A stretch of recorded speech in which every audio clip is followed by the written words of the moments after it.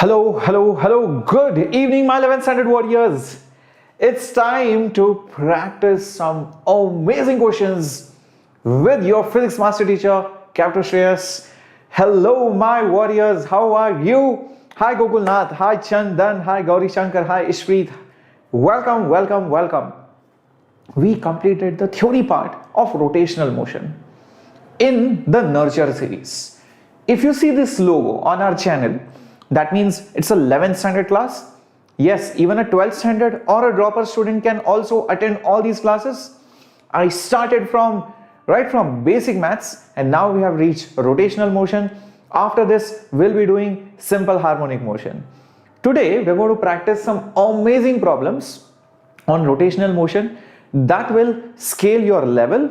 It will build your confidence and also boost your morale and help you with the problem solving skills and also apply multitude of concepts in these problems. So are you ready? And if you're ready, do let me know in the chat box by putting up a yo, and do not forget to smash the like button out there.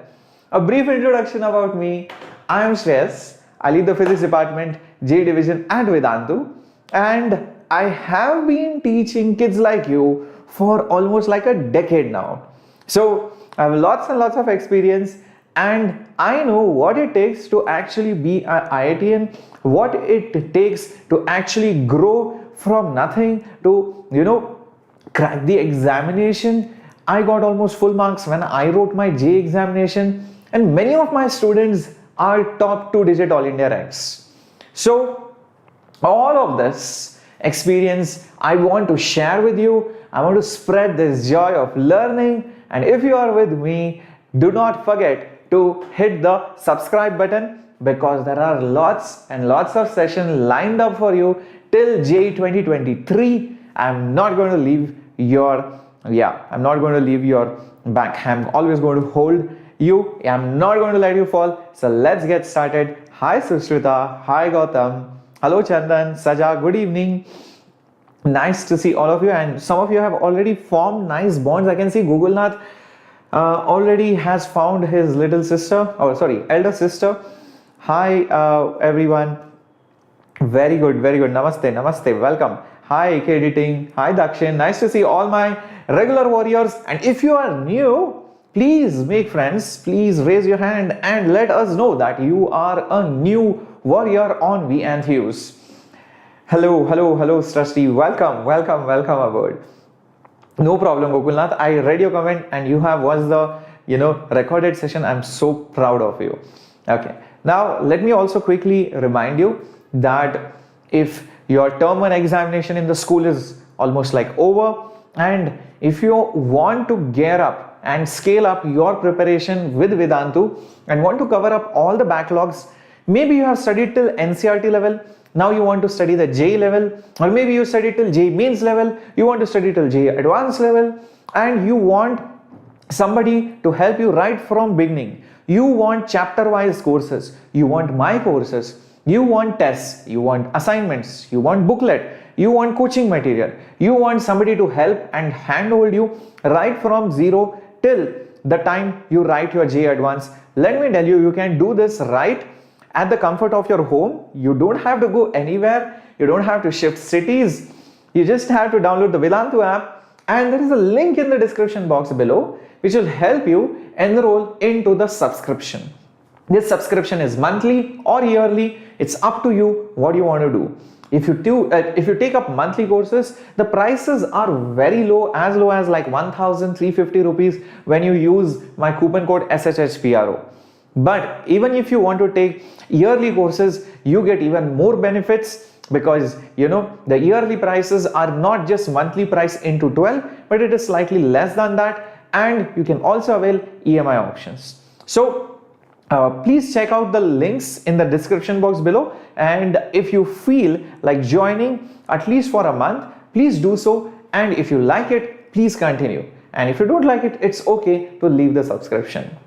So let's start with our first question. I hope you all have subscribed and smashed the like button. Oh my God, Ramya, thank you so much. It means a lot. All your lovely comments, it just motivates me to do more. Thank you. Thank you. Can I use JEE Mains 2021 official syllabus? Yes, Guna Slin. Yep, you have to do that because there is no update as of now on 2023 mains, but it will be more or less the same. Yep, more or less the same. All right. Hi, Visa Style. Hi, Lalita. Good evening. Good evening. Hi, Zahid. Welcome aboard. Glad, Zahid, and that's my whole intention, to make you feel physics. And the first question is very lovely. Trust me on this. So there are two spheres. I'm not sure if this numbers are visible to you, but this is 8 meters per second. This is 60 degrees. This is a rod of 1 meter length. This angle over here is 30 degrees. This velocity is not given. The question is angular speed of this guy with respect to the other guy. Okay. Now, these kind of questions, the concept used is as follows. If you have a point and it is moving with some velocity, and if you are at a distance r, then with respect to this point, the angular velocity will be this velocity divided by r, and this velocity should be the perpendicular velocity to r. Now, when both the particles are moving, then what you need to do is make one particle at rest and then look at the other particle. Basically, this will be the relative velocity. But which velocity will you use? Not the total velocity. You have to make use of perpendicular velocity. The reason why this velocity along the distance should not be considered is because imagine if you are here and this is the point with respect to which you want to calculate omega. If this point P moves here, then there is no change in angular velocity. The position vector just elongates, there is no change in the angle. But only when this point moves that way or this way, there is a change in angle. So that's the reason why you should consider perpendicular velocity. Now let's split these velocity components for our convenience. So this component right over here will be 8 sine 60 degrees, because this is, away from 60. So sine 60. So sine 60 is nothing but root 3 by 2. So 2 and 8 gets cancelled. So it will become 4 root 3. This component right over here will become 8 cos of 60. Cos 60 is half. So half into 8 is nothing but 4. Fair enough. Over here, if you split the components, this will be V cos 30. Now I know cos 30 is nothing but root 3 by 2. So it will be V root 3 by 2. And this component over here will be V sine 30. Sine 30 is half. So it will be just V by 2. Now there is a problem. See, the problem over here is when I try to find omega, I just need to consider the perpendicular relative velocity, because only these perpendicular relative velocities can change the angle between them. So, how do I do this? Very good. Keep that Josh high. Very good, Srishti. Very good. Yeah. No, it's not got to do anything with radians and angles. I'll tell you what. See, just forget the horizontal components. Just forget it for 1 second. Okay. Just think of two particles, one going here, one going here. This is V1, this is V2. What will be the relative velocity? Will it be V1 plus V2 or V1 minus V2? Answer in the chat box. Answer in the chat box, because see, you're not going to get the answers in one step or one click. These are step-by-step processes. These involve multiple concepts and very critical thinking. So think about it. This is the concept of relative velocity. What will be the relative velocity of 2 points moving in the same direction? Obviously it will be V1 minus V2. The problem is I do not know the value of V. So even when I try to write this, relative velocity is this minus this, which is nothing but, let's say, 4 root 3 minus V by 2. This is nothing but the relative perpendicular velocity. The whole thing divided by distance. Remember, V perpendicular divided by distance. So that distance is 1. I do not know the value of V. So I need to use some magic. I need to use some trick, and only then I'll get the value of V. How do I get the value of V? Hi Molesh. Whether we need to consider velocity which is perpendicular? Yes, Gokulnath. Because like I just mentioned, if you are looking at a point, only the perpendicular velocity can change the angle. The components which are along that position vector never changes the angle. So angle is changed only by perpendicular component. So I'm looking over there, the velocity will be changed only by the perpendicular component. This component will not change angular position. Now what you need to do is think, if this is a rod, the rod's length never changes. Isn't that true, my warriors? The length of a rod, remember, length of a rod is a rigid body, is constant, and the reason for that is because it is a rigid rod. If the length never changes, that means this point and this point should move with the same speed. Think about it.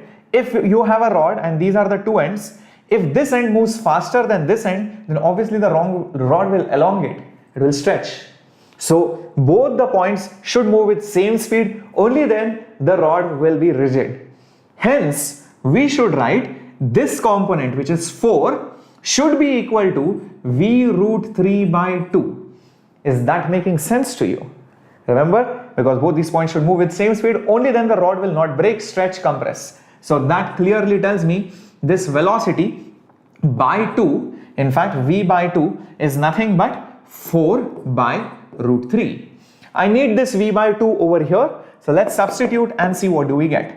So I'll get 4 root 3 minus 4 by root 3, the whole thing divided by 1. Take LCM, so 4 root 3 into root 3 minus 4 divided by root 3. Root 3 into root 3, 3. 3 into 4, 12. 12 minus 4, 8. So this will become 8 divided by root 3. But this will be obviously in radians per second because this is angular velocity. So do I have 8 by root 3? Yes, I have it. Option B is correct. Understood? What a brilliant question. I'll repeat, what were the concepts involved over here? First concept is angular velocity is the relative perpendicular velocity divided by the distance between those 2 points. Second concept used, because I did not know one of the velocities, I made use of the fact that the length of the rod does not change. Hence, both these velocities must be same along the rod's length. Only then the length will not change. Second concept. Third, just pure maths, just substitute it and just solve it, you get the answer. Done, done. Okay, so Munasailan, I'm not really fond of Cengage. I would prefer H.C. Verma and D.C. Pandey, okay, and Tattva module. So Cengage is having lots of problems. Obviously, it is not a bad book or anything, but from a student's perspective, I have seen over the years, Cengage does not really help you. So I would suggest please go with H.C. Verma or D.C. Pandey. Okay, that is Arihant books and Tattva module. Moving on to the next question. Can we use axis of rotation? No, Dakshin. There is no point of axis of rotation. I mean, if you try to do it, it will be very lengthy. First of all, try to find axis of pure rotation, then try to find omega. That will be a very lengthy step. Okay, you could have done that, but in this problem, the angle speeds are very weird. So finding that point geometrically very tough. Okay, so yes, Guneshlan, that is good for maths, not for physics. Okay, not for physics. So for physics, do not use Cengage. For maths, it is good. All right. So Shimon sir would have recommended you for maths. Hi Akhil. Next question. There is a moment of inertia of a flywheel, which is this much, and it is initially at rest. There is a constant external torque, and the work done by this torque in the first 10 seconds. Let's see. Yes, Ramya, I would love to take a lecture very soon. Let me just cover up few points of the syllabus, and definitely I will have some nice educational videos on theory of relativity, quantum physics, and even more interesting topics. Don't worry, we'll have it. Stay tuned. Thank you for reminding me also. All right. So first of all, if you have a flywheel, basically it's nothing but a wheel, and it starts rotating because of the force you apply at some distance, then this force will create a torque, and it will also create angular acceleration. This acceleration creates that velocity, and you have to find the work done by this torque. I think the first thing that should come to your mind is, let me first figure out alpha. How do you figure out alpha? That's an easy one. Torque is nothing but moment of inertia into alpha. It's just like force is mass into acceleration. This is rotational equivalent of force. This is rotational equivalent of mass. This is rotational acceleration. As simple as that. Now, here is the second thing. What we need to do is basically torque is nothing but R into F. So R into F. Do I know R? I think I don't need R into F. The question automatically we have the value of the torque, which is 5 Newton meter. Moment of inertia is 0.2 and alpha I do not know. So this will be 5 divided by 0.2. 0.2 is nothing but 1 by 5. So 5 5s are 25 radians per second square. Now there are multiple ways of solving ahead. I will tell you one interesting way of solving this question. Okay, and I'll tell you another way of solving the question. You should be aware of all the ways, because that's what will make you, very clear of the concepts, and that is the right way of studying. Here is what I will think. Say I know alpha, let me find how much does it move by in 10 seconds. So in 10 seconds, the angular displacement will be initial angular velocity into t plus half alpha t square, the kinematic equation in rotation. So this will be initial velocity is 0, half into alpha is 25 into 10 seconds, so 10 square. 10 square is 100. 100 by 2 is 50. 50 into 25, 25 5s are 125, so 1250 radian. Now guess what? The last step is, remember, you have in translation, work is force into displacement, and the question asks us to find out work done. So instead of force dot displacement, what do you think? Rotational equivalent means they are resembling each other. They are like this. So this is to this, so that is to that. They are equivalent. So they have similar behavior properties. That's why they are called equivalent, but they are not equal. They are not congruent. They are similar. They show similar peculiar characteristics. I hope that makes it clear. Okay, Gauri Shankar. Now, can you expect or can you predict what the equation should look like in rotation? Well, the work done will be, instead of force, it will be torque, and instead of displacement, it will be angular displacement. Correcto. So that's it. The answer will be torque. How much is the torque? Torque is 5. What is theta? Theta is 1250. 125 into 5 is 625 and 0. So 6250, is that there? Yes, it is. That's the answer. This is one way of doing it, and if you are interested in method 2, let me tell you, you can try this out at home. In the second method, once you find alpha, what you need to do is find final angular velocity using this equation. Okay, find final angular velocity, and work done is change in kinetic energy, and change in kinetic energy is half I omega final square minus initial kinetic energy, which is half I omega initial square. So that was basically your kinetic energy theorem, work kinetic energy theorem. I hope this is clear. Is that understood, my warriors? Is that understood? Yep. So both methods will land you in the same, at the same value, and you will get the same answer, but both methods are very interesting. So option D is correct. Moving on to the next beautiful question. Very good, very good. Okay. So now what do we do over here? There is a disk of uniform density. It has certain mass, radius r. It is placed in xy plane and in such a way that the center coincides with the origin. If the moment of inertia about the axis passing through this point is same as the moment of inertia passing through this point like this, then predict what that point y is. Very good question, makes use of multiple theorems which you have learnt in moment of inertia, and it tells you how to apply these theorems. Get ready, guys. Okay, so what do we have over here? Ashika, don't worry about the second part, EMI and all that. It's not about leaving it, because even if I try to do it, it will be the same class, because inductors and everything can be done in one lecture itself. So please watch my inductors related class. But yes, I'll be doing more problem solving sessions on EMI, which will include the second part revision also. So don't worry about it. Okay, so I have it in mind. I have not deliberately done it because it is of no use. Okay, yes, you have to use parallel axis theorem, but let's first start with this axis. So for this axis, okay, right over here, if I try to rotate about this axis, I think I need to shift it from here to here, okay, right from here to here. So the moment of inertia about that axis, okay, over there will be the moment of inertia about center of mass plus m into shift square. So moment of inertia about center of mass for a disk is m r square by 2, and the shift over here is nothing but 2r whole square. So this will just give me mr square by 1 by 2 plus 4. Okay, I will solve this later on. Maybe I will get some more terms which are very identical, and then maybe cancelling it might be very easy. So that's why I'm leaving it over here as it is. Okay, let's get rid of it later on. Next axis is this one. So I want to find the moment of inertia about this axis. So I think I need to shift not from here but from here. A lot of people make that mistake.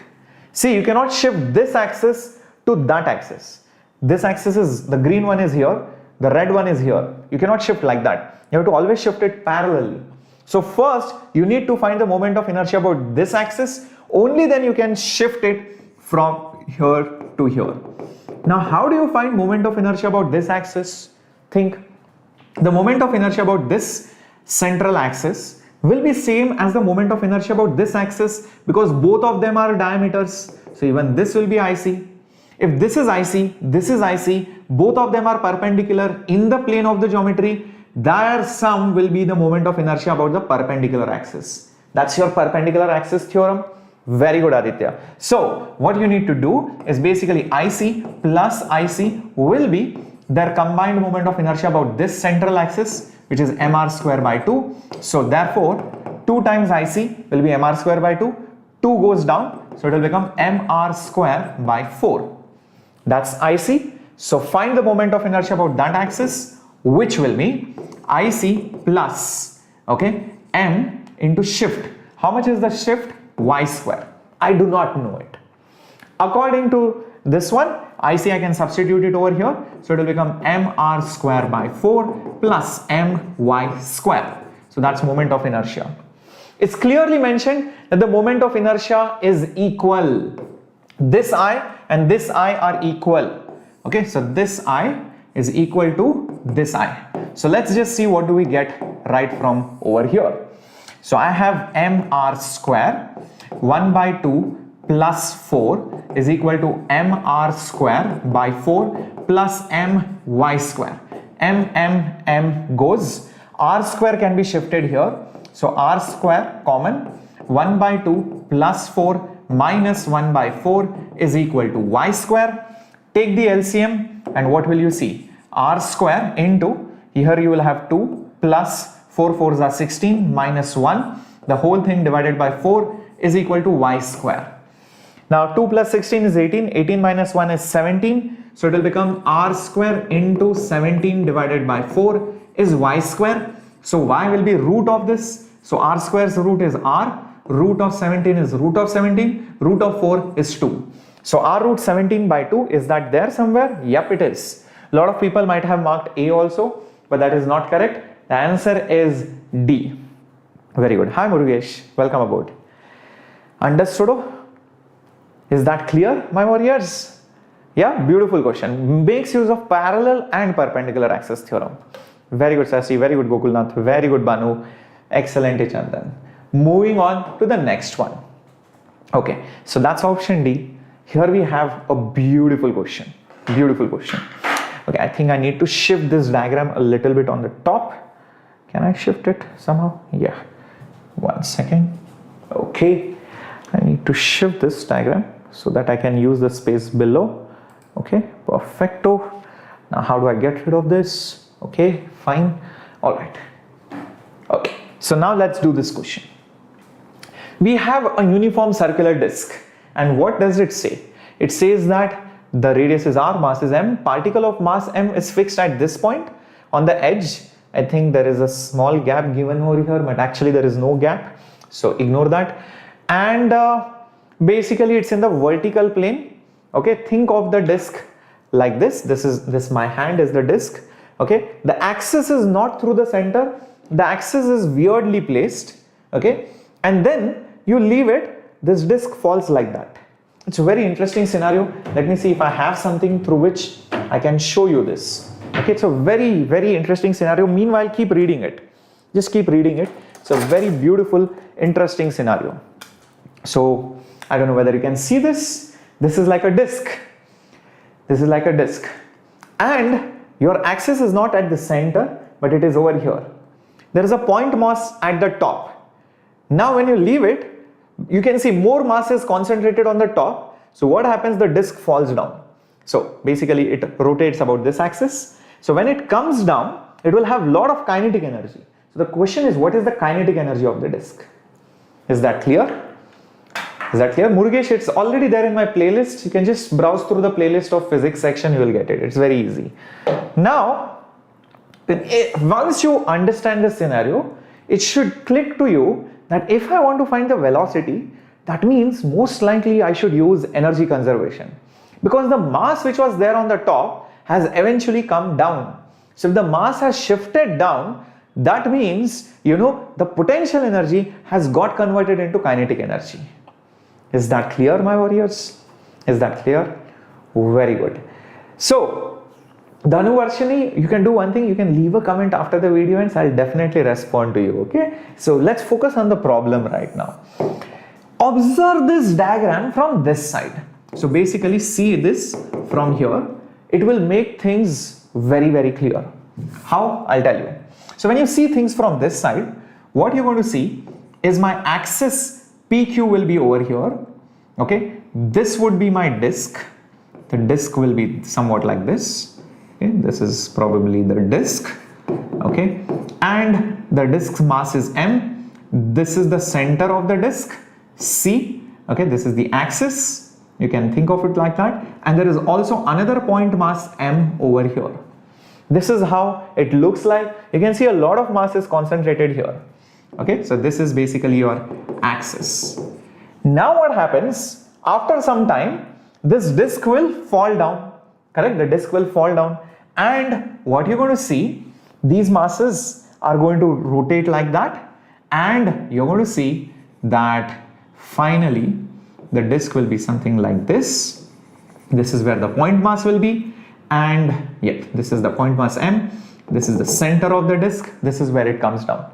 So basically this is your initial position and this is basically your final position. I hope you can clearly see. If I mark these levels, it will be very easily seen. The center of mass of the disc has come here. The point mass has come here. Clearly there are losses of potential energy. Clearly there are losses of potential energy both for the disc and the point mass, and you can find that out because that will be helpful to find the kinetic energy. Only with the kinetic energy can you find what is the angular speed, because once it comes down, obviously it will have certain angular velocity. Initially it was at rest, and when it comes down it has some angular velocity. Are you able to see that? Now how do I find the change in the potential energy? It's simple. See, think this way. This center of mass, which is here, is at a distance of r/4.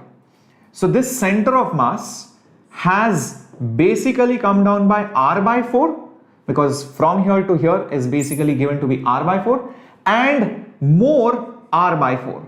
Can you see that r/4 and r/4? So it is basically 2 times of r/4, which is basically r/2.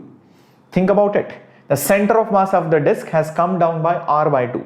So when this comes down here, r/4 plus r/4, which is r/2. Next, what is the next thing? Look at this mass. This mass has come down. I'll just draw it in a different color maybe. This mass has come down by this much, plus, understand, when this mass goes down, it will further come down by that same amount right over here. So this much plus this much. Now how much is this much? Think about it. This distance is r plus r/4. Can you see that? This to this is nothing but r plus r by 4, which is 5r by 4. Is that understood? From the axis, this point mass is at a distance of 5r by 4. So this whole distance will be 5r by 4 into 2, which is 5r by 2. See if this is understood. Very good. Yes, Jayanita. It is a very interesting question.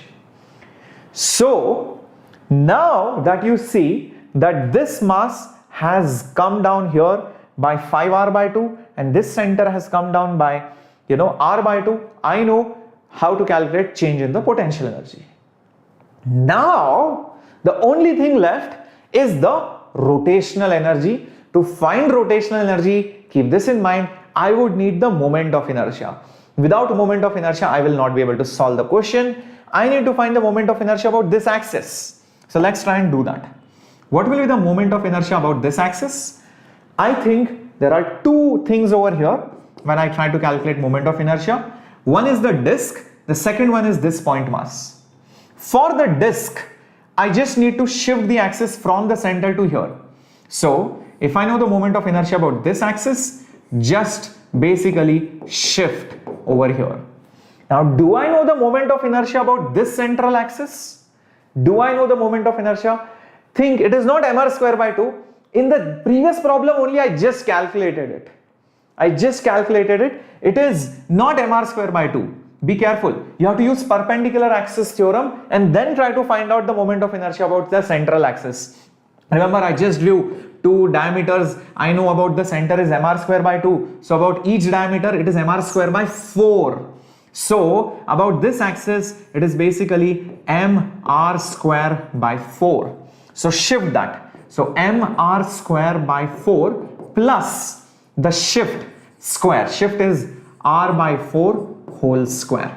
This will give you the moment of inertia of the disk alone. Okay, this is just the disk alone. Very good. Now, if they have not given any axis in the question, then can we take any reference axis? No. If they have not given any axis, then how will you visualize that where is it rotating? So it will just fall, it will never rotate. So it will not be even a question then. Yes, Gokulnath? Yep. So let's try to find out, Sushruta. Hold on. I know probably you have got the answer. I don't know. Most likely your calculations are correct, but let's just find this out in a minute. It's done, almost done. I just have to substitute few things now. The last thing is the moment of inertia of this mass about this axis. So it will be m into this distance. What is this distance? R plus r by 4. I just told you this is 5r by 4. So m into 5r by 4 whole square. So let's see, can I solve this a little bit? So mr square by 4 plus mr square by 16 plus 25 mr square by 16. So I have mr square common. From here I have 1 by 4. From here I have 1 by 16.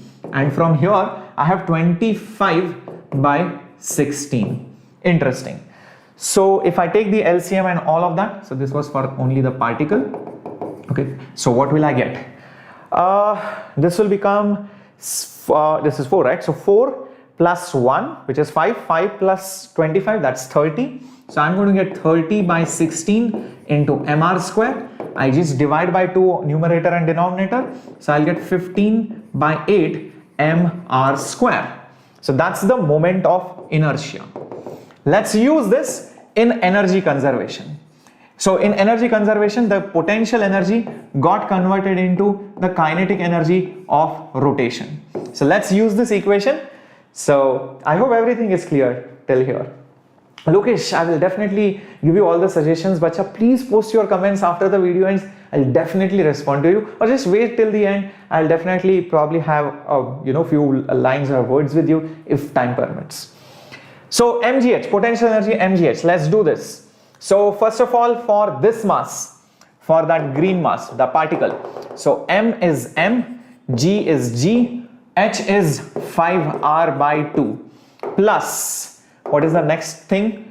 Plus this disk has a mass of m, it has come down by r by 2. So plus mg into r by 2 is equal to rotational kinetic energy, which is half, moment of inertia, which is 15 by 8 mr square into omega square, half I omega square. Now the rest is just simple calculations. So let's just see what and all goes. So m goes. So One of the R and one of the R also goes. So 5G by 2 plus G by 2.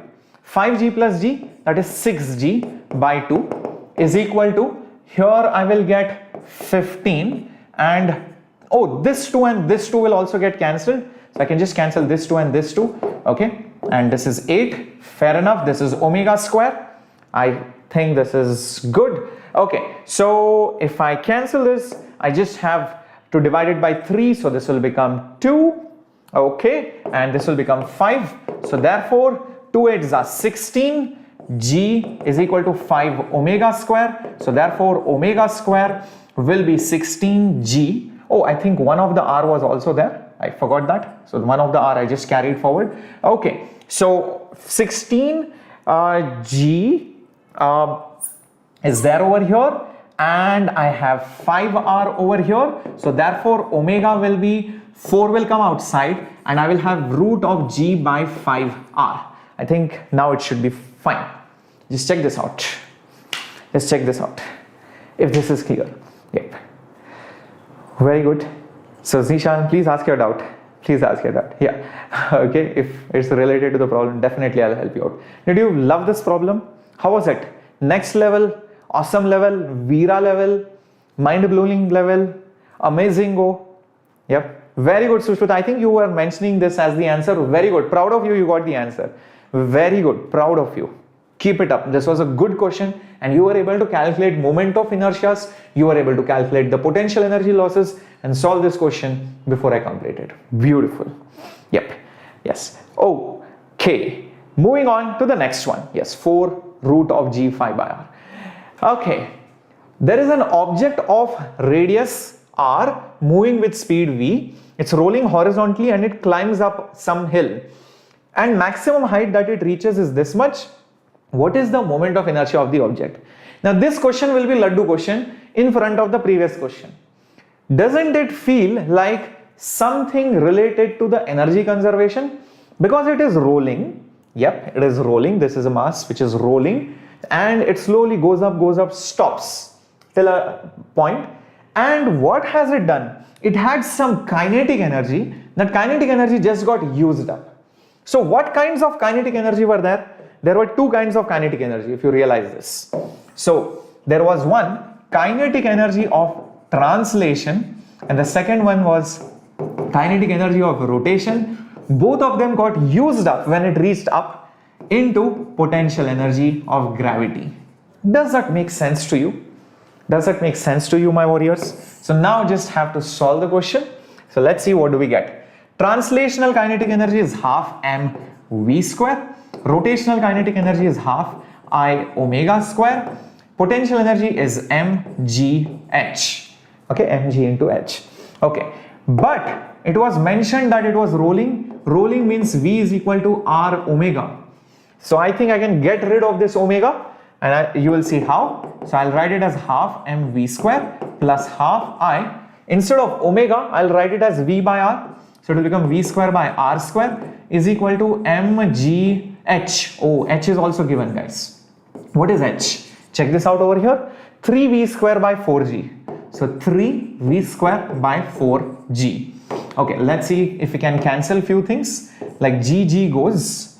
Okay, I think nothing else is going as of now. Oh, v square is going. v square and v square. So now I think I can manage these equations. Shift this guy on the other side. Keep this term as it is. So it will become I by 2r square is equal to, okay, so we have 3m by 4 minus m by 2. 3/4 minus half is 1/4, obviously. So it will become m by 4. So this will become I by 2r square. Okay, 2 and this 4 will cancel. So therefore I will become m into r square, and that 2 remains over here. That means option B is correct. Is that clear? Oh, what a beautiful question. It's not difficult, Zishan, trust me. It's not. It is easy. So you just have to use energy conservation, first concept. Second concept, kinetic energy is of 2 types. One, translation, which is half mv square. Second, rotation, which is half moment of inertia into omega square. The third concept used was, because it is rolling, v is r omega. So get rid of this omega so that you can cancel out the velocities. That's it. Is that clear, my warriors? Moving on to the next one coming up on your screen.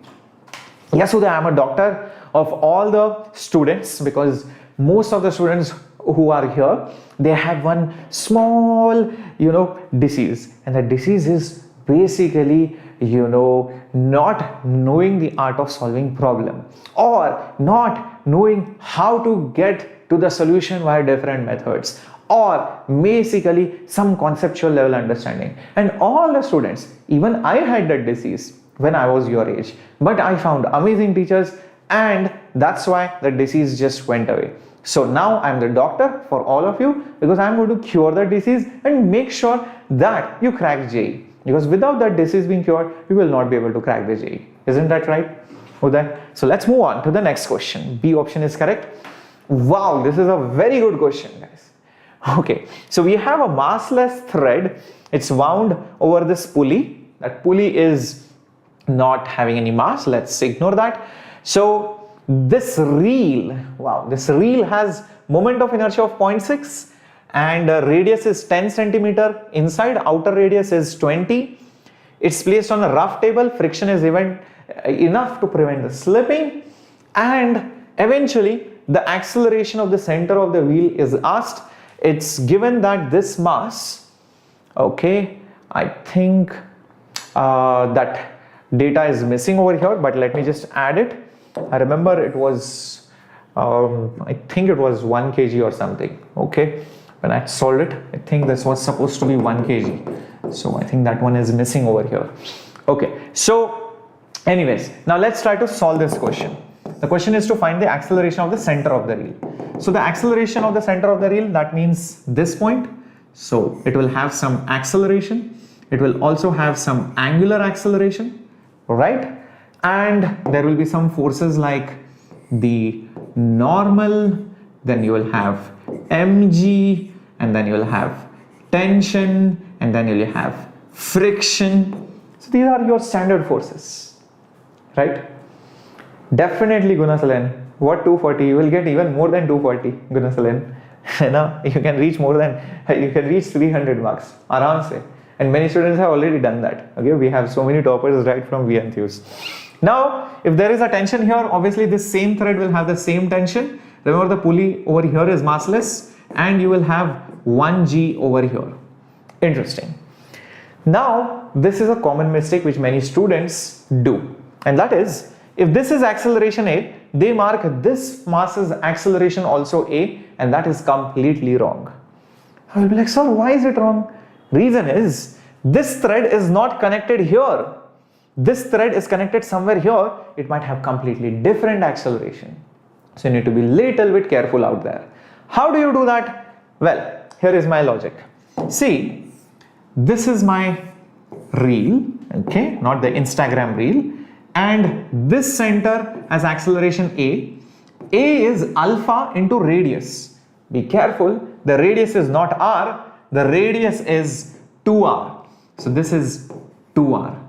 If this is clear, then you will understand alpha is nothing but A by 2r over here, because that's the actual radius of the wheel. Is that understood, my warriors? Thank you, Sriram. Now, this point will have an acceleration of alpha into just this r. Alpha into just this r. And if I do alpha into just this r, I'll just get this as A by 2. That's the catch. Because alpha is A by 2r. So A by 2r into r, rr will go A by 2 is the answer. So that means this thread will have an acceleration of A by 2. That means this mass will come down with an acceleration of A by 2. So that's the biggest catch of this question. Now let's try to solve the question. Are you guys with me, my warriors? Understood why this point has different acceleration? Because they are at different locations. So if this is A, this will be A by 2, this will be 0, and we have done this. Very good. Now let's write down the equations. So first, for the block A. For the block A, my equation will look Newton's laws, F is ma. I think it's moving down. So bigger force minus smaller force. So 1 into G minus tension is equal to mass into acceleration, which is A by 2. So let's multiply by 2 on both sides. So 2 into G is 10 minus 2T is equal to A. So therefore I'll get 20 minus 2T is equal to A. So this is my basically equation number 1. Next, let's see what we can do with the reel. Okay, so for the reel, I can say net force is mass into acceleration. In the horizontal, tension and friction are there, but it is moving right side. So tension minus friction is mass. Okay, that mass is different. What is the mass? It's 3 kg. The reel's mass is 3 kg. So 3 into A. So I'll just put 3A over here. So that becomes my second equation. And the torque equation. Be careful. This friction is giving clockwise torque, helping the acceleration. This tension is opposing the alpha by producing anti-clockwise torque. So friction is providing clockwise torque in the direction of alpha. So it should be positive torque. And friction is at a distance of 20 centimeters. 2r is nothing but 20 centimeters. So 20 centimeters is nothing but 0.2 meters into friction minus, why minus? Because tension will produce opposite torque. So the torque of tension, how much will it be? R into T. What is R? R is 10, that means 0.1 meters into tension will be moment of inertia, which is also given 0.6 into alpha. Alpha is A by 2R. Okay, maybe I will use that over here. Okay, so instead of alpha, I will just write it as A by 2 into 0.1. So what do we get next? So I think I can get rid of these decimals. So it will become 2F minus T is equal to 6A by 2 into 0.1. 2 and 6 goes. So 3 by 0.1 is 30. So 30A and this is 2F minus T. Okay, that's it. I think this is my third equation. Now, how many variables, how many equations? Will you be able to solve this after this? Yep. You have tension, acceleration and friction. 1, 2, 3. 3 equations, 3 unknowns. 3 equations, yep, 3 unknowns. Okay. Yeah. Will I no, Guneshlan, obviously I will not teach it again. There is no sense in teaching it again. You have to watch the replays. Okay. So that's the best way. That's the only punishment now you get for not attending the classes live back then. But yes, I will be having one-shot videos and all of that in the near future. But yes, the full-fledged classes, you have to watch the replay because then you will not get the essence of the chapter. So, solving these equations 1, 2 and 3, you can easily find acceleration, you can find tension, you can also find friction. I think that is fair enough. That is very easy for you guys to solve. Okay, so try this out because then I can use this time to solve the other questions, but you get the hang of it. The crux of this question was that the acceleration of the center and the acceleration of the mass were not same. It comes out to be 20 by 73 meters per second square. Okay, so that's what you get. Moving on to the next question. Okay, this is the one I think most of you will be able to do it. Try to do this question, my warriors. Gauri Shankar, yes, this is the previous one was more like the advanced question. Hi Hindu Tyagi, welcome. A thin horizontal circular disc is rotating about a vertical axis passing through the center. There is an insect at rest at a point near the rim of the disc. The insect now slowly moves along the diameter of the disc, reaches the other side. During this journey, what do you think will happen to the angular speed of the disc? Let me show you the diagram. This is the disc and it is rotating, and this is your diameter, and that insect slowly moves like this. Okay, it slowly moves from here to here. What do you think you should do? Arshan, it's already there. The playlists are already there.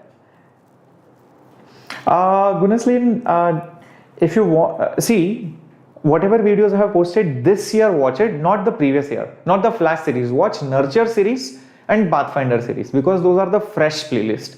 And I'll be completing the remaining portions in the Nurture series only. Okay, whatever 11 syllabus is there, it will be done. Don't worry about it. Okay, so Indu, we will not be discussing VMSAT test questions. Okay, that is not to be disclosed over here. All right, yep. Okay, now come on, my warriors, figure this out. What concept will you use? Obviously, it is based on the concept of angular momentum conservation.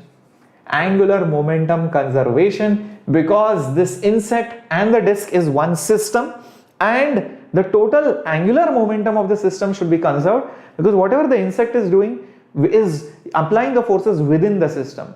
So there is no torque from outside. When there is no torque, angular momentum is conserved. Make use of that point.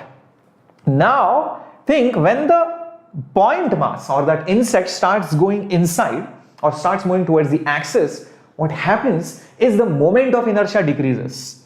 Yep, the moment of inertia decreases because distance is reducing. Moment of inertia is mr square. R is decreasing, moment of inertia is decreasing. When it starts going from here to here, moment of inertia will increase. And what is angular momentum? It's I into omega. So if moment of inertia is decreasing, here angular velocity will increase, and if moment of inertia is increasing, here angular velocity will decrease. So when this guy, this insect, moves towards the center, speed increases, and finally when it reaches the other side, the angular velocity will come back. So hence, basically the answer will be first increase and then decrease, which is option D. Why is angular momentum conserved, Krishna? Very easy. Remember, if torque is 0, then angular momentum, the rate of change is 0, so L is constant. And is there any torque? It is freely rotating. The insect and the disk is just one system. Whatever forces are between them are internal forces. Internal forces never matter. Correct? Hi Kushal. Yep, answer is D. Perfecto. Moving on to the next question. I think the next one is also based on angular momentum conservation. Okay, Arsham, I'll ask the team at the back end to create a playlist for rotational motion system of particles. Definitely. Okay. So Lokesh, just leave a comment after the video ends. Don't worry. For strategies and all, I'll help you out. Okay. Now we have a rod and it is lying at rest, and a point mass comes and hits it. It hits the rod starts moving like that. You all would have played this game for sure, where you keep a pen on the desk and then you hit a sharpener or a rubber or something, and it slides and goes and hits the pen, and the pen starts moving like this. Have you all done that on a bench of a school? Yeah, have you done that? Maybe in a classroom or something, or maybe even at home. You have any rod, you hit it, so that momentum is getting transferred to the rod, but because you are not hitting the rod at the center, it's not just translating, but it is also rotating because you are hitting it off center, and that's why it rotates. And here yes, pen fight, correcto. So here the question is, if the collision is elastic, and if this mass and the rod's mass are m and capital M, and this mass after hitting the rod comes to rest, the question is, what is the ratio of m is to m? Very interesting question. An elastic collision is also given. So let's just assume few variables, but I think most of them are already assumed. This is the system before the collision. This is the system after the collision. What and all do you think we will need? I think the momentum of that mass small m is transferred to the, it is transferred to the rod. So I think I can use momentum conservation, because if you look at this entire system, either before or even after the collision, net force is 0, net torque from outside is also 0. If net force is 0, momentum is conserved, and if net torque, because all the forces are internal, then angular momentum is also conserved. Makes sense, right? Yes, Arsham, like I said, I will ask the admin to make a playlist for system of particles, so don't worry. Now let's use momentum is conserved and see what equations do we get.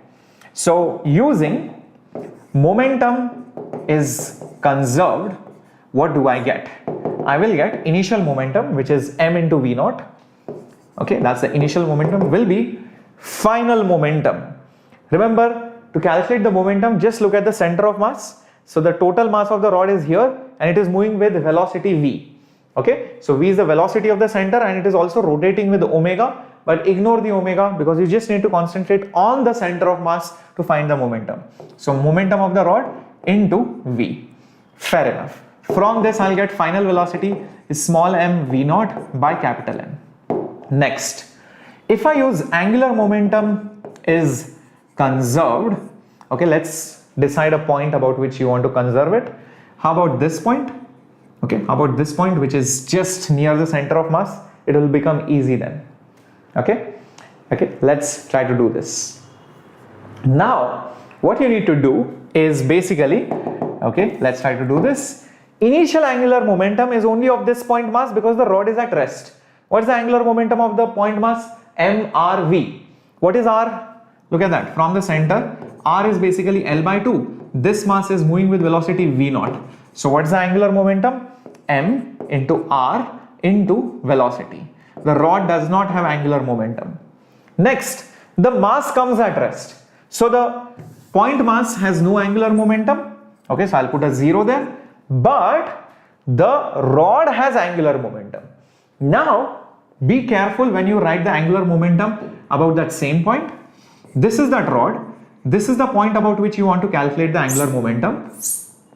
This rod is not only moving but also rotating. So don't you think it will have two kinds of angular momentum? One mRVCM plus ICM omega. Remember, always you have two terms out here. Whenever it translates and rotates, you always have two terms. So if you observe carefully, this is your RCM, correct? And this is nothing but your VCM. And it also has some omega about basically the center of mass. Remember, the formula was M RCM cross VCM plus ICM into omega. Now the best part is over here. This term is basically 0. Think why? Because R and VCM are parallel and the cross product of two vectors which are parallel is 0. What is cross product? AB. It's AB sine theta. Theta is 0, sine theta is 0. That's it. So R cross V is 0. Is that understood? Yep. So this term is 0, but this term is there, and that will be nothing but M, okay, that mass is capital M, so M L square by 12 into omega. So the rod's angular momentum is just simply put M L square by 12 into omega. The RCM cross VCM term has vanished, and that's why probably you should be very happy that it has now become simple. So I'm just going to erase it later on, but let's see what do we have over here. So can we cancel few things like L and this L and this 2 and this 12 with 6. So from this I will get omega is equal to 6m v0 divided by capital M into L. Fair enough. So I got omega as well. Now can I do something? Let's see. I have velocity, I have omega, but I want m by n because that's what the question says. What do I do? Think. I have not made use of the fact that it is an elastic collision.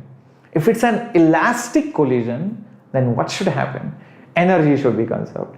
Yes, so I can conserve energy, that's one way, but when you use energy equation, you will have square terms, mv square, omega square, and the things will look complicated. You might even get quadratic equations. What's one way to avoid it? Exactly, Dakshin. Use restitution coefficient is 1. Let's see what do we get using that. So using E is equal to 1, what do we get? So 1 is equal to speed of separation. Now be very careful over here. This topmost point, okay, speed of separation between this point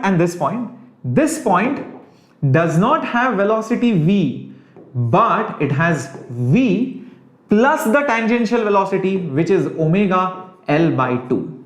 That's very, very important. See, it's just like the spinning wheel. The center has some velocity. This topmost point has tangential velocity plus the center's velocity.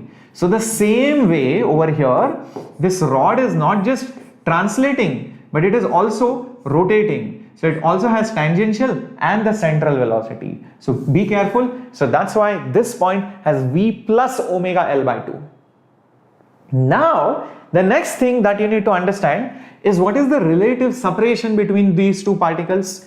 This is at rest, this is moving at v plus omega L by 2. So the numerator of this question which is velocity of separation, will be v plus omega L by 2. Approach velocity, this point is at rest, it's approaching with v naught.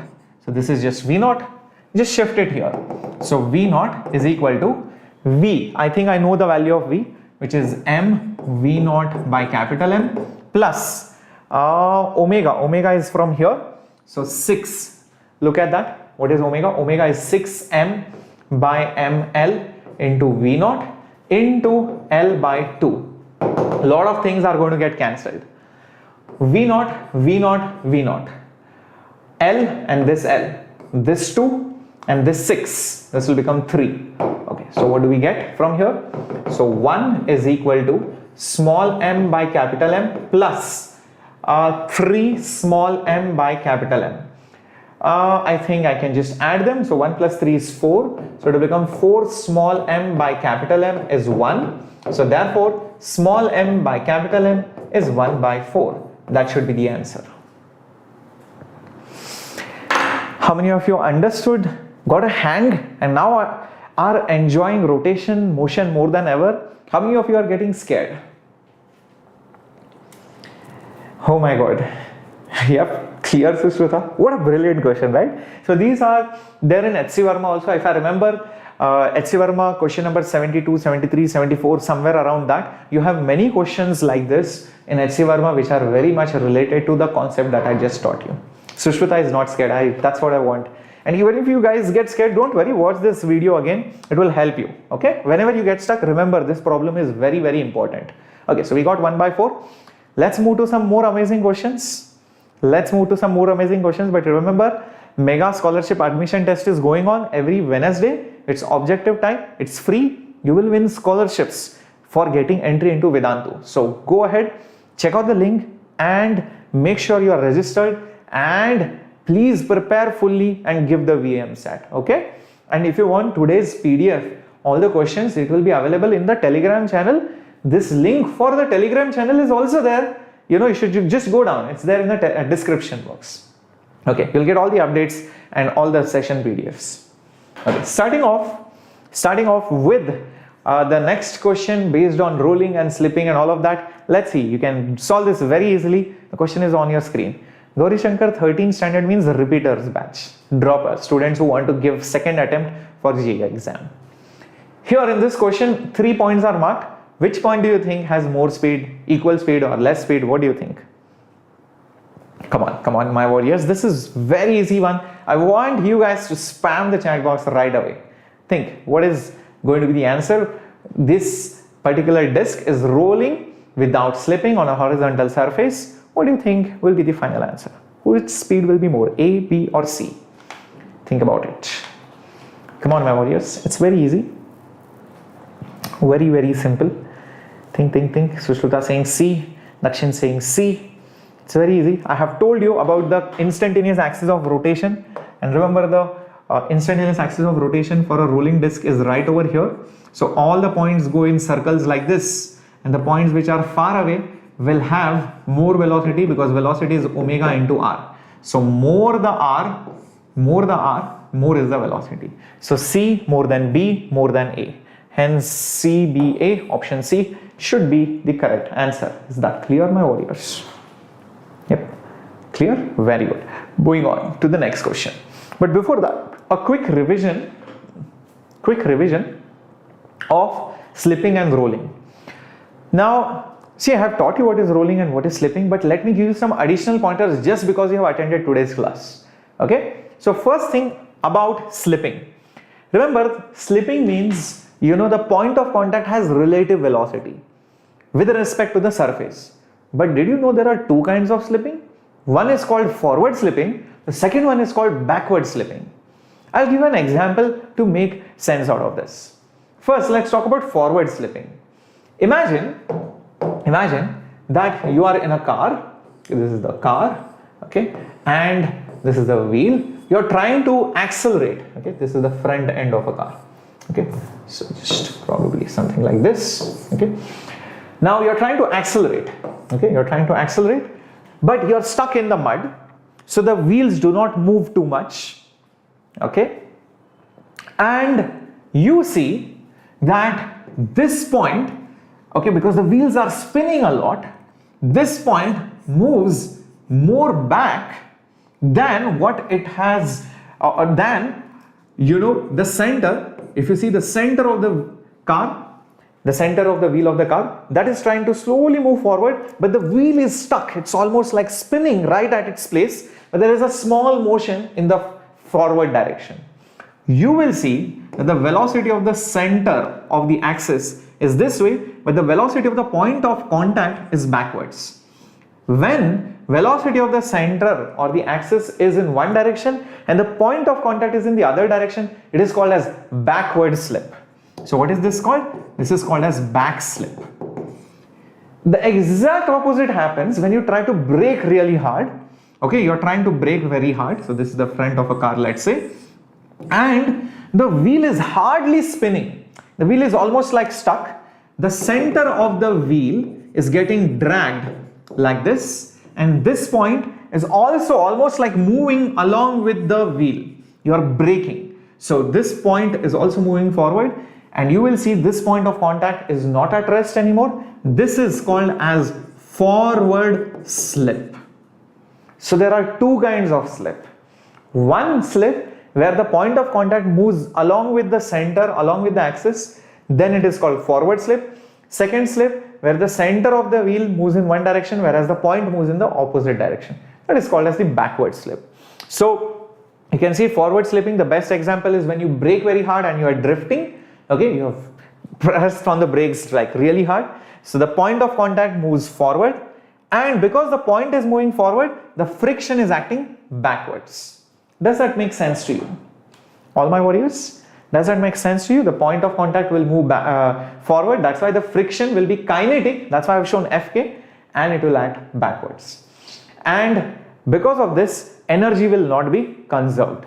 Similarly, in backward slipping, like I just told you, the center of the wheel will be moving in one direction, but the point will be moving in the backward direction. And because there is relative motion, kinetic friction will come, but it will be opposite to this velocity. So the kinetic friction will act in the forward direction. So always think of these examples. So forward slipping means braking very hard, okay, and this is accelerating, or basically something like a burnout, okay, accelerating very fast, and the wheels are spinning at that place, hardly moving forward. So that is a good example, and the friction will act in the forward direction. So that is forward and backward slipping. And we know that in the case of pure rolling or just rolling, the point of contact does not move. And because the point of contact does not move, there is no kinetic friction, there is only static friction. So if at all the wheel is rolling, remember one thing, there will be only and only static friction. That's it. Okay, is that clear, my warriors? Yes, Pujita, my videos are sufficient for JEE 2023. I started right from basics and I'm scaling it up with problem solving, advanced questions, theory sessions, and so much of practice. Yes, it is a very good library that you have right at your home. I wish there was a YouTube channel when I studied and prepared for JEE. Trust me. Thank you, Srishti. Thank you. Okay. Now I have not shaved my beard, but I think I look a little bit different because I shaved my head over here a little bit. Yeah, so I trimmed it. Maybe that's why. So, Kamran, what has happened? In case of a wheel, okay, just think of this like a wheel which is moving forward. Okay, the center is moving forward, the wheel is spinning like this. So if this point ends up moving back because the wheel is spinning too fast, then it is backward slip. But if the wheel is spinning slowly, then this point will move forward because it is not spinning so much. So that is called as forward slip, okay, because it moves along with the wheel. And if that velocity is so adjusted that it is omega r, then you will see as much as it moves forward, it will rotate back behind and the point of contact will be at rest. That will make it rolling. And in rolling motion, there is no slipping. If there is no slip, what kind of friction will be there? It will be obviously static friction. And what does static friction mean? Okay, static friction means, it will always oppose the tendency of motion, and that has to be solved by assuming some friction and then writing your F is ma, torque is I alpha equations. That's it. Yeah. Okay, so this is a very important theory slide for all of you, and make sure you download the PDF from our Telegram channel afterwards. Okay, very, very important. Yes, physics, quantum, definitely it will be. Yep. Okay. So Pujita, just wait till the end. I'll definitely have a chat with all of you. Let's solve two very, very important questions. Okay. So Gauri Shankar saying, if we fall backward slip literally means our nose hits the ground, while forward slip means our hair hits the ground. Perfect, Gauri Shankar. So backward slip, wait a minute. If we fall backward slip means the nose hits the ground. Yes, correct. Because your legs will go like this, you will fall like that. Perfect example. And forward slip means you go like this and you fall back on your head behind. Correcto. Okay. Chalo. Let's solve this question. What should be the minimum coefficient of static friction between the plane and the solid cylinder for the cylinder not to slip on an inclined plane? So let's get our inclined plane right over here. Okay. This is our cylinder. We all know it will accelerate. We all know that it will also have some friction, okay, and there will be obviously normal, and obviously you have the two components of mg as well. So you have mg cos theta and obviously mg sin theta, and the last thing probably is angular acceleration alpha. Let's see how to do this. Chandan, what happened, bacha? The damage is confirmed. Yes, for sure. If you fall behind, please don't try to experiment this. I'll tell you the best way to experiment is, everybody has sellotape at home. Use sellotape and understand rolling. Take your hand or use the table and try to rotate the sellotape and see how the sellotape slips the point of contact. That will make you understand, oh, this is rolling. Okay, this is slipping. Acha, this is forward slip, this is backward slip. Trust me, use a sellotape, use your hand, and you will have fun with it. Oh well, Srishti, I think I'll have to add some chemicals to make sure that my hair does not grow. Or I have to visit the barber almost like every day. Okay, let's see what I can do. Okay, so, Ramya's, oh my god, just because you said Mercedes, you caught my attention, and that to GLS and to Maybach, I mean, like, for sure. Attention grabbing comment. Okay, and does dancing, I mean, by raising its suspension up and down, it's like dancing scenario. Is there any question about that? By the way, I'm a car lover, and you also know that I'm a car lover. Yes. So, well, technically no, but you can make a question on it. Maybe you can think of oscillations and damping and things like that, probably in the next chapter of simple harmonic motion. Yeah. So is this mains or advanced? This is mains level. This is easy peasy.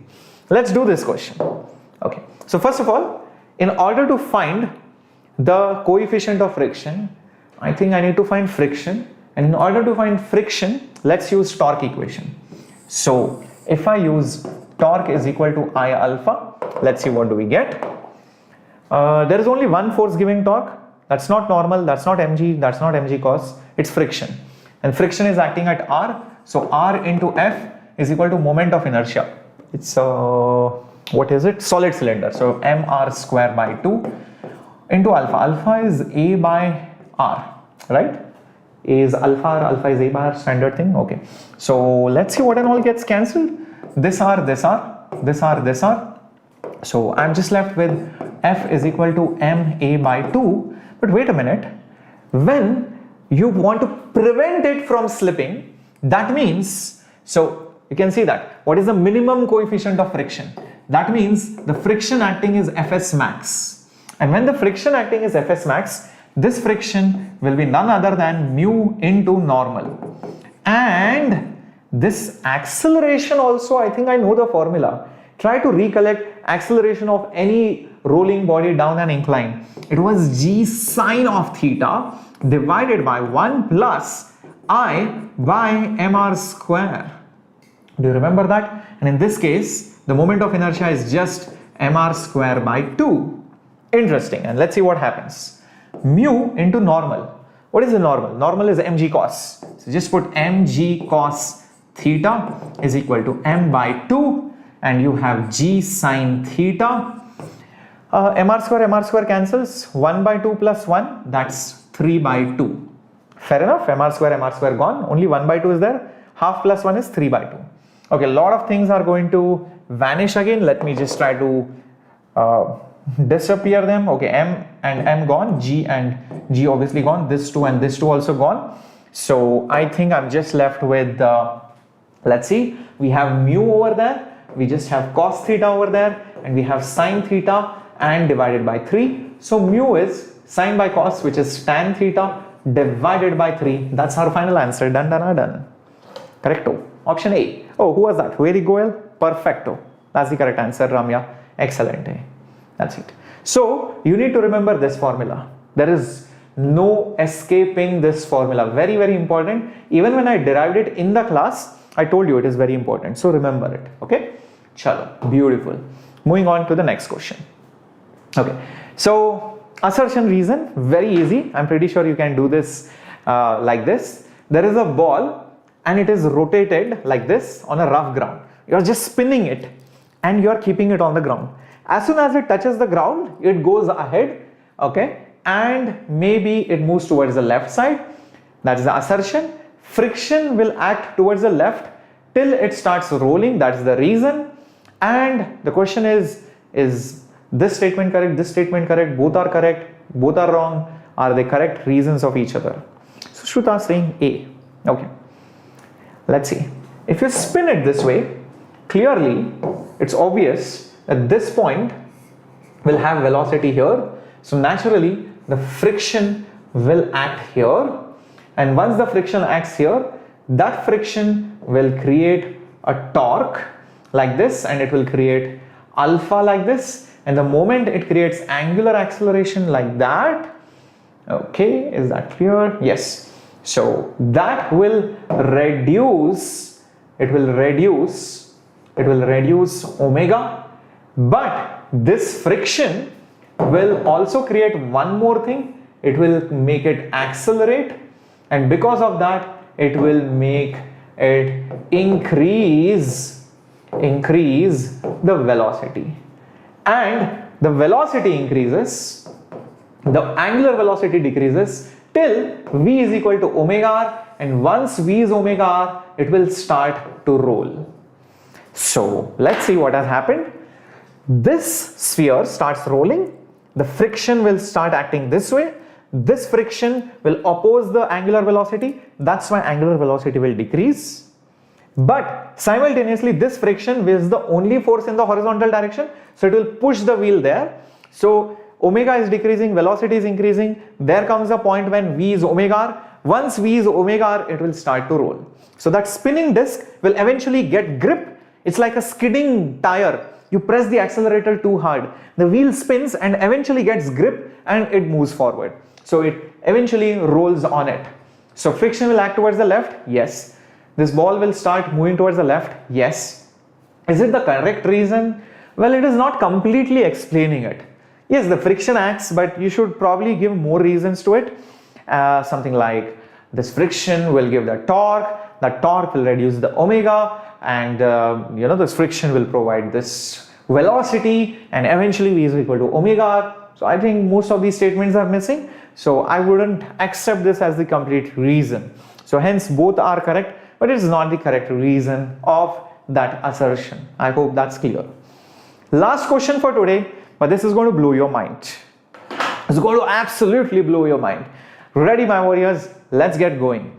So we have a heavy disc and it is thrown on a horizontal surface in such a way that it slides with some speed initially without rolling. It will start rolling without slipping when its speed reduces to.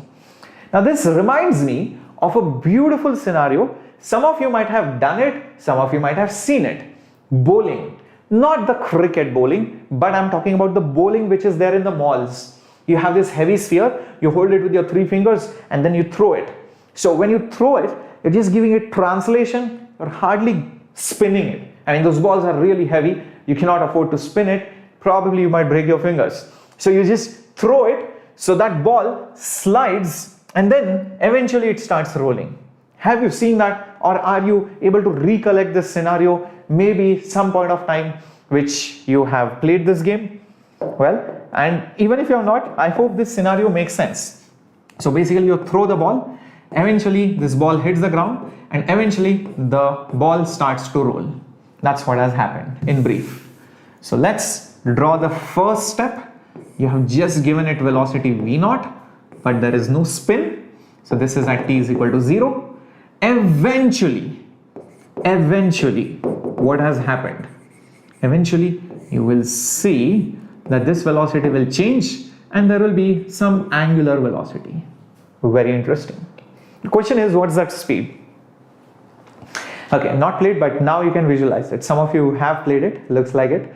Okay, so there are two ways of solving the problem, and many books do this via the longer method. Let me tell you, there is an easier approach for solving this. First of all, okay, Sushruta already saying B. Let's see whether it is true or false. What most of the books do is they show the FBD, like this is thrown here, so therefore there will be a friction here, there is normal here, there is mg here, and because of this friction there is alpha here, and because of this friction there is deceleration here, and then they find out the value of friction and A using Newton's laws and torque. So writing something like this, F is ma, R into F is I into alpha. Then when you get A and alpha, you write velocity and angular velocity as a function of time. So you write V is equal to U, which is V0 plus A into T. Then final angular velocity is initial angular velocity plus alpha into T. But then you need to get rid of T. So then you use V is equal to omega R, solve these bunch of equations, and then finally you will get the answer. But we are not going to do all of this. Let's avoid all these equations and let's use a simple technique to solve the question. And here is the technique. See, if I choose any point on the ground and then let me try to figure out what is the torque acting on this body about that point on the ground. Yes, Vedic, I have taught instantaneous center of rotation in one lecture. Please go back to my past videos. Probably the playlist is not yet made. It's there. Instantaneous center of rotation is done. Okay, just check it out. It's there in one of the videos. It's there in the title itself. Now, if I try to measure the torque, let's see what and all forces are there first. One is the normal, second is mg, and this friction. Think carefully and tell me what's the net torque about point P. There are three forces: torque of mg, then there is torque of normal, and then there is torque of friction. It's obvious friction is passing through the point, so the torque of friction is 0. Is that clear? Torque of friction is 0. Torque of mg will be whatever this distance is, L into mg, let's say clockwise. Torque of normal will be L into n, but that will be anti-clockwise. That's why minus sign. And we know mg and normal are equal. So what will happen? This will just become 0. This will just become 0. Does that make sense to all of you? So L is this distance, L into mg is this clockwise torque, L into normal is anti-clockwise torque, so negative, but mg and normal are equal, obviously. So that cancels, so that's it, the net torque is 0. And what happens when the net torque about a point is 0? Do you remember some theorem, some law of conservation of what? Momentum. But which momentum? Angular momentum. That means the angular momentum about point P is basically conserved. Does that make sense? So whenever you see problems like this, you don't have to do these steps. Remember what I taught you. So just start from this step. Take any point on the ground and directly start with angular momentum is conserved on a point on the ground. That's it. Now, Muturja, very good, very good. So let's write this. Initially, it's only translating. So if you look at it, okay, initially, this is final. So it's just having translation. So m r into v. There is no rotation, so 0. Makes sense, right? So, you know, this point P is here, this velocity is here, that perpendicular drawn is just r. So mRV, fair enough. So that's the first angular momentum. Second angular momentum, there are two terms, remember. First is, think about it, this velocity is here, this point is here. If you extend this line of velocity, this is the perpendicular, which is r, this is the mass. So it will be mRV again, but there is also spin or rotational angular momentum, which is ICM omega. So ICM into omega. See if this makes sense to all of you. See if this makes sense to all of you. Understood? Clear? Very good. Chalo. So let's solve this. First, what do we get? mRV naught is equal to mRV ICM. That's, what is it? It's a disk. So mr square by 2, and omega will be v by r, of course. So what and all can we cancel? So this r and this are gone. M gone, r, and this r also gone. So I'm just left with v naught is equal to v plus v by 2, which is 3v by 2. So therefore v will be 2 by 3 times of v naught. So 2 by 3 times of v naught, that is option B. So technically, if you start the problem from here, it's just 1, 2, 3, 4, 5 steps. That's it. Muturja, probably you have not watched my previous classes. So it's all there in the past playlist. Okay. So that's a beautiful question. Gravitation is already done, Shivani. Okay. And I think Srishti already mentioned that probably you have not started right from the beginning. And yes, let me also give you the homework question. Yes, homework question. This is your homework question. Just take a screenshot of this question. Post the answer in the comment section below, and I'll tell you where my previous classes are. See, if you're watching this video right now, if you go to videos, you will see all my previous videos right over here. You can see conservation of angular momentum was done. We started long time back. Okay, this is 12th standard class. Okay, finding angular momentum. Then you have torque is equal to I alpha. All of these things were done. Okay, so you can watch the previous classes right over here. And last lecture I had asked you a few questions, and let's see how many of you have actually done this. Okay, this was the last class, rotation of rigid bodies, conservation of angular momentum and all of that. Beautiful. We have Ishpreet, very good. Chandan, loved the session. Yash also loved the session. Harita, very good for solving the homework. Dakshin, good. Yash, good. Saja, good.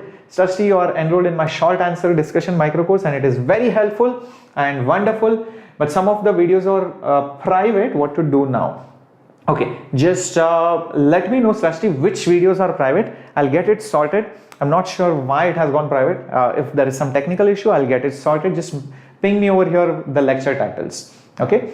Then Gokulnath, what's the recorded class? Kashvi, I don't know, Kashvi. I don't know why people dislike the videos. If you don't like the video, it's okay. You can just move on. But I really ignore, the hate. I always spread the love, and that's what is very important. All right.